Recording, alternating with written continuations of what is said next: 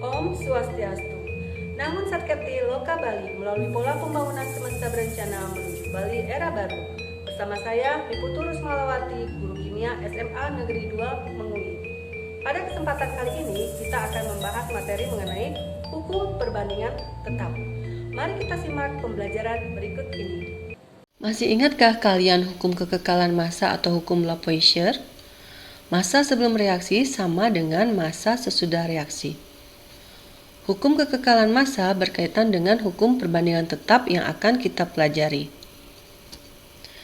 Menurut kalian, apa manfaat kita mempelajari hukum perbandingan tetap? Dalam industri kimia, sangat penting untuk memperhitungkan banyaknya bahan baku yang diperlukan untuk menghasilkan suatu produk yang diinginkan.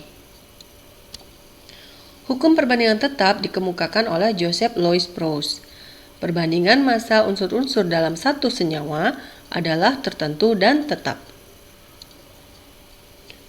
Adapun indikator pencapaian kompetensi yang diharapkan dalam pembelajaran ini adalah 1. Menerapkan hukum perbandingan tetap dalam menyelesaikan perhitungan kimia. 2. Menganalisis data hasil percobaan dengan menggunakan hukum perbandingan tetap. Semua pasti suka makan kue atau roti kan? Menurut kalian, mengapa hasil pembuatan roti bisa berbeda?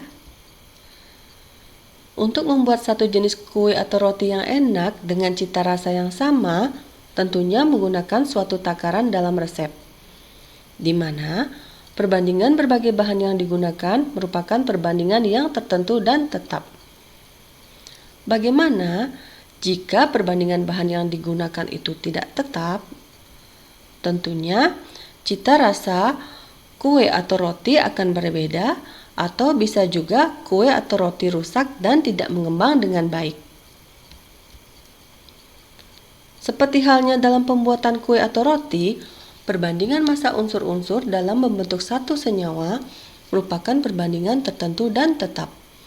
Contohnya reaksi pembakaran. Jika massa atom relatif C sama dengan 12 dan massa atom relatif O sama dengan 16, maka dalam pembentukan senyawa karbon dioksida, perbandingan massa unsur C dan O selalu 3 berbanding 8. Mari kita simak contoh soal berikut. Contoh soal 1. Karbon bereaksi dengan oksigen membentuk karbon dioksida dengan perbandingan C berbanding O adalah 3 berbanding 8. Berapa gram CO2 yang dihasilkan jika direaksikan A. 3 gram karbon dan 10 gram oksigen, B. 9 gram karbon dan 16 gram oksigen.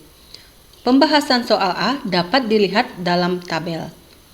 Massa C mula-mula adalah 3 gram, massa O mula-mula adalah 10 gram. Langkah mudah. Langkah 1. Membagi massa mula-mula dengan perbandingan masing-masing sehingga didapatkan angka yang lebih kecil adalah 1. Langkah 2. Menghitung unsur yang bereaksi dengan mengalihkan perbandingan massa dengan angka yang lebih kecil. Massa C yang bereaksi adalah 3 kali 1 sama dengan 3 gram. Massa O yang bereaksi adalah 8 kali 1 sama dengan 8 gram. Langkah 3. Menghitung CO2 yang dihasilkan. Massa sebelum reaksi sama dengan massa sesudah reaksi. Jadi, massa CO2 adalah 3 ditambah 8 sama dengan 11 gram. Berikutnya, massa zat yang tersisa adalah massa oksigen 10 gram mula-mula yang bereaksi 8 gram sehingga tersisa 2 gram oksigen. Pembahasan soal B dapat dilihat dalam tabel berikut di mana mula-mula massa C 9 gram, massa O 16 gram. Langkah mudah 1. Membagi massa mula-mula dengan perbandingan masing-masing sehingga didapatkan angka yang lebih kecil adalah 2. Langkah 2. Menghitung unsur yang bereaksi dengan mengalihkan perbandingan dengan angka yang lebih kecil. Massa C yang bereaksi adalah 3 kali 2 sama dengan 6 gram. Massa O yang bereaksi 8 kali 2 sama dengan 16 gram. Langkah ketiga, menghitung CO2 yang dihasilkan. CO2 yang dihasilkan adalah 6 ditambah 16 sama dengan 22 gram. Zat yang tersisa adalah C. Mula-mula C9 bereaksi 6 gram sehingga sisa adalah 3 gram. Contoh soal 2. Jika unsur karbon yang bereaksi 1,5 gram, tentukan massa oksigen yang diperlukan dan massa karbon dioksida yang terbentuk. Dalam pembentukan karbon dioksida, perbandingan massa C berbanding O berbanding CO2 adalah 3:8:11.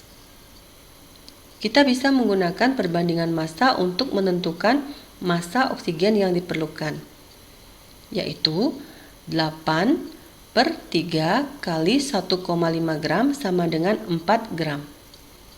Untuk menghitung massa karbon dioksida yang terbentuk, yaitu 11/3 kali 1,5 gram sama dengan 5,5 gram. Contoh soal 3. Hasil analisis terhadap garam atau NaCl dari berbagai daerah adalah sebagai berikut seperti terlihat pada tabel. Analisislah data tersebut, apakah memenuhi hukum perbandingan tetap?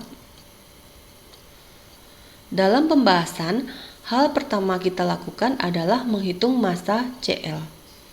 Massa Cl diperoleh dari massa garam dikurangi massa Na, sehingga diperoleh hasil sebagai berikut. Untuk menghitung massa Na berbanding Cl, dapat kita lakukan langkah mudah berikut. Menyederhanakan perbandingan, membagi dengan angka yang paling kecil, seperti yang terlihat dalam contoh perhitungan, di mana massa Na berbanding massa Cl diperoleh 2/3. Seperti yang ditunjukkan dalam perhitungan, perbandingan massa Na berbanding Cl adalah tetap, yaitu 2/3. Jadi, ternyata senyawa tersebut memenuhi hukum perbandingan tetap. Dari ketiga contoh perhitungan dapat kita simpulkan bahwa hukum perbandingan tetap sangat penting dalam menyelesaikan perhitungan kimia. Demikian pembelajaran mengenai hukum perbandingan tetap. Semoga bermanfaat.